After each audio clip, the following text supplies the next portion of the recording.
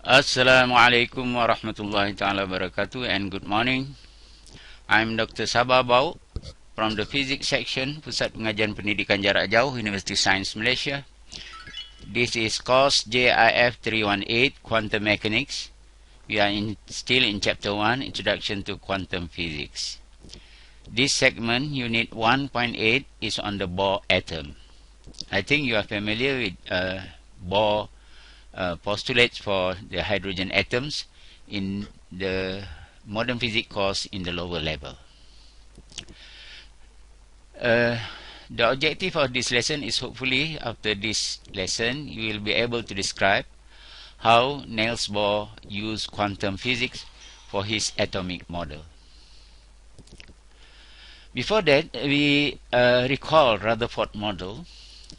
A Rutherford atom, a small positively charged central nucleus surrounded by negatively charged electrons orbiting the nucleus. So Rutherford placed the positive charge in the center of the atom in nucleus, okay, and while the negatively charged electron orbiting the nucleus. Two problems with this picture. According to classical electromagnetic theory, an accelerating charge will emit electromagnetic radiation. That means the orbital electron is accelerating all the time. What do you mean by accelerating? Because it changes direction.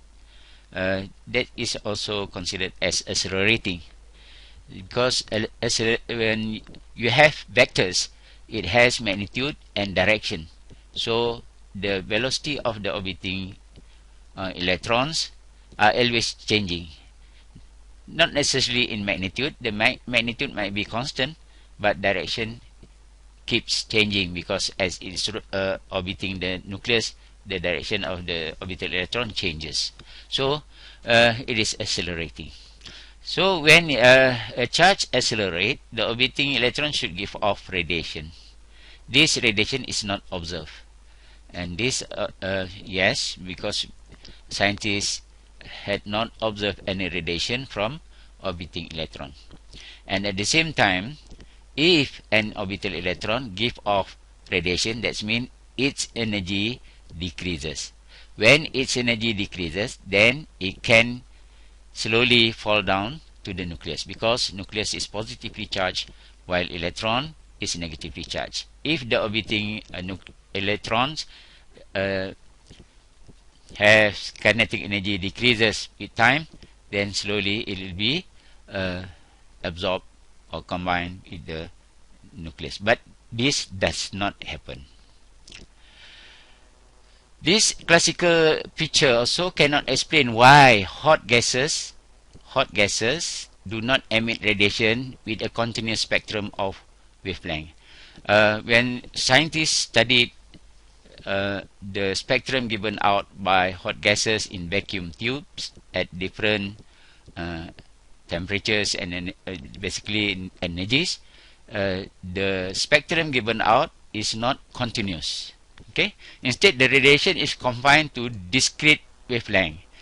The spectrum produces a series of bright lines. Example for hydrogen, the wavelength of the emitted radiation is given by this formula.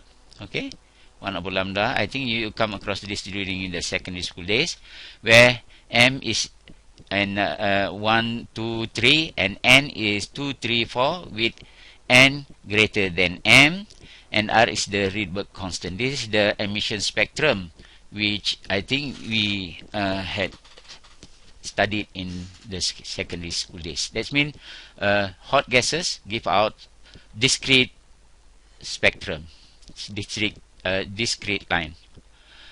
So Rutherford model provides no explanation for this observed numerical result because those discrete spectrum were obtained from experiments. Okay, so Bohr come into play here because Bohr's first postulate, he proposed a model which solved both problems.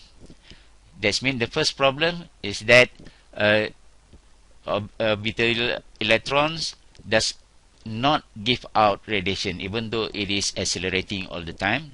The second is that the in emission spectrum of hot gases, we have discrete values. So Niels Bohr solved these two problems.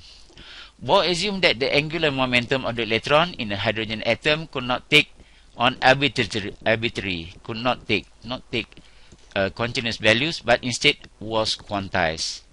That is, constrained to take only discrete values which have units of h over 2 pi. Remember that h is the Planck constant. So you can see here that Planck constant was used in Bohr's first postulate.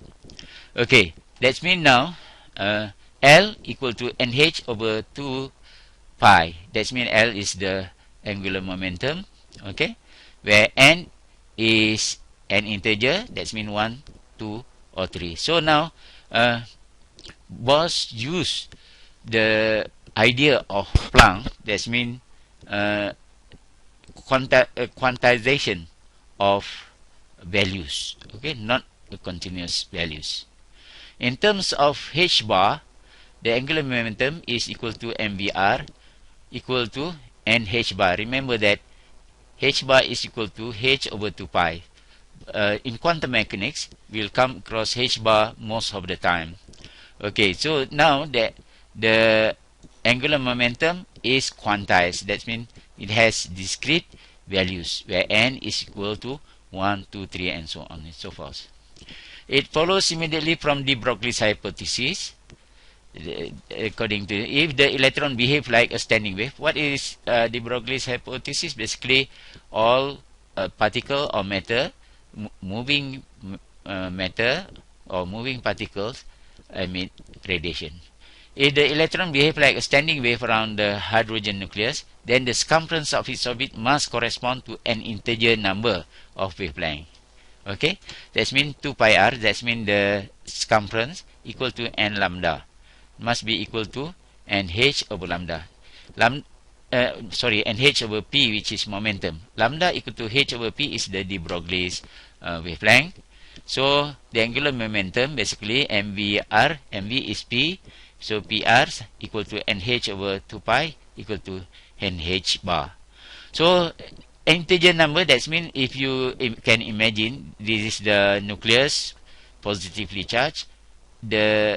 If we represent the electron as a standing wave around the nucleus, so the circumference must have integer number of wavelength. This is integer number of wavelength. That's why it's okay.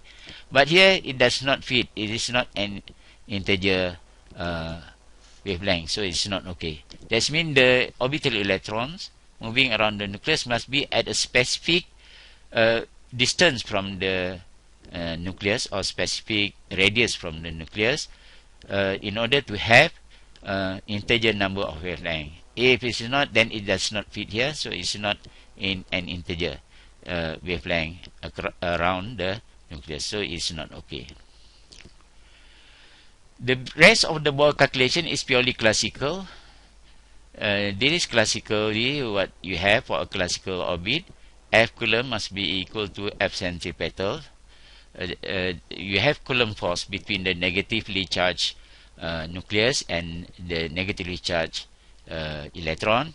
And of course, in order to move around the nucleus, we have what we call a centripetal force. This is from electrostatic. You have 1 over 4 pi epsilon naught E squared, where if we assume that the proton the nucleus has only one proton, that means one positive charge, so the charge of proton multiplied by the charge of the orbital electron is E squared, where E is the basic charge, per r squared, where is the distance, and for the centripetal force, mv squared over r. Okay, solving this equation and the angular momentum equation for v and r, we find that the electron orbiting the hydrogen atom can only have certain discrete values. Again, this is what we call as quantized values, okay, for its orbital radius and velocities. I mean, if we solve this equation, we have certain values only, where r is equal to 4 pi epsilon naught h bar squared per me squared multiplied by n squared, where n is an integer. So again, basically, for the hydrogen atom where you have one proton and one electron, V is equal to all this in the red scale. You have numbers, while 1 over n here can be 1, 2, or 3. That's mean now the velocity of the electron have turn, or not the velocity, speed, because we are without any arrow there. So have turn speed around the nucleus. So the energy of the orbital electron, the total energy of an electron with orbital radius and velocity v is E equal to half mv squared. This is the kinetic energy of the orbital electron, minus this is the potential energy, okay, where k E squared over 1 over 4 pi epsilon naught 1 over r only. If it is r squared, it is force, but if it is potential, 1 over r. Okay, substituting the allowed discrete r and v, when we substitute this all these whatever terms inside E, so we have En equal to negative m over 2 h bar squared, then in the bracket squared, now multiply by 1 over n squared, okay, where n is an integer just now. So all these constant, we have the values. So for hydrogen atom, En equal to 1 minus 13.6 1 over n squared electron volt. So this is the value of the energy levels in a hydrogen atom, and it is correct, or that means it agrees with experimental results. But the most important thing here, that the quantum ideas proposed by Planck is used by, or was used by Niels Bohr in order to explain the energy levels of orbital electrons around the nucleus. Okay, so n is 1, 2, 3. So if it is 1, the energy level for the first shell will be negative 13.6 electron volt. You can try with n equal to 2, n equal to 3. But this means that the energy level around the nucleus is quantized. This example of hydrogen energy levels. This is when n equal to 1. This is when n equal to 2. This is when n equal to 3. And you can see that the distance, or the energy difference between the levels are not constant. Okay, so this is what we call as the orbital electron are allowed only on this energy level around the nucleus. Okay, in Bohr's second postulate, basically it is to explain the emission spectrum of hot gases. When an electron makes a transition from n1 to n2, it gives off a photon with energy En1 minus En2, because now in the first postulate just now, Bohr has put the orbital electron at specific or discrete energy levels. So if an electron want to jump or move from one energy to energy level, it must be done at this discrete energy level, and we should expect the frequency of the emitted photon should obey this. That means the difference between the energy level divided by Planck constant. The integers m and n in the radiation emission spectrum formula, Lyman, Balmer, Paschen, etc., have a real physical significance. They give the final and initial energy level respectively. This Lyman series, Balmer series, Paschen series were obtained experimentally. So Bohr's second postulate basically predict the Lyman, Balmer, Paschen series, and found that they coincide in values, but due to the postulate saying that electron can make transition from the discrete energy level to another discrete energy level. That means now discrete energy level is proven in the sense that the frequency of emitted light calculated using Bohr's second postulate matches with, or matched with, experimental values of Lyman, Balmer, and Paschen series. The Bohr model was a triumph of the early stages of quantum mechanics, or we call it old quantum mechanics. Later we'll touch on why we call it old quantum mechanics, not quantum mechanics as we will be discussing or will cover in this course. So it was a triumph because, first of all, the first postulate predict no no radiation emitted by orbiting electron. Yes, it's true. In experiment, we don't observe any radiation being emitted. The second one, that transition of orbital electron are between discrete energy level, and this is proven by experiment of Lehmann, Paschen, Balmer series, and so on and so forth.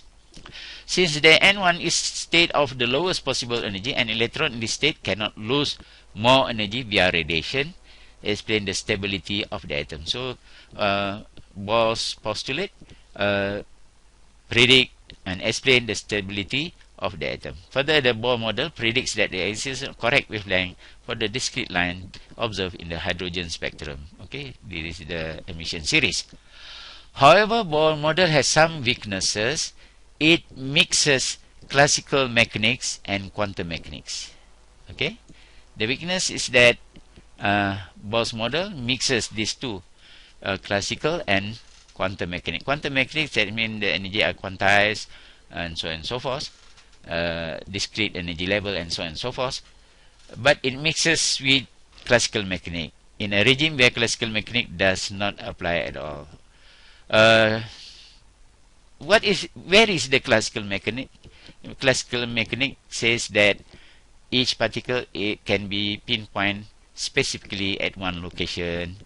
So the energy level itself, that means you fix it as the orbital electron in the energy level at certain position. So this is what we call as classical mechanics. So this is considered as the old quantum physics. What do you mean by old quantum physics? Because he makes classical and quantum physics. Particularly in the fully quantum mechanical theory of the atom, the electron do not have well-defined radius or velocity. So in quantum mechanics, or should we say full quantum mechanics, we know that you cannot pinpoint or define the radius or velocity of the orbital electron. Okay, but in Niels Bohr postulate, the orbital electrons are fixed at a certain level and so on and so forth. In microscopic physics, Heisenberg's uncertainty principle is crucial. Why we can't pinpoint exactly the position, the location, the radius of an orbital electron? Because of the Heisenberg uncertainty principle. That means, for example, the exact location delta x and the exact momentum delta p cannot be less than h bar, for example. There is a relationship between the momentum and the position of a particle, and also between the energy and the time of the particle. Is Heisenberg uncertainty principle. We'll cover this uncertainty principle later maybe, but I think you have come across this in a modern physics course. So as a conclusion, Bohr used quantum physics to propose the orbital electron energy level in an atom. So Bohr actually proposed the quantized nature of the energy, and also on the discrete values of the energies. Okay, thank you very much for your attention.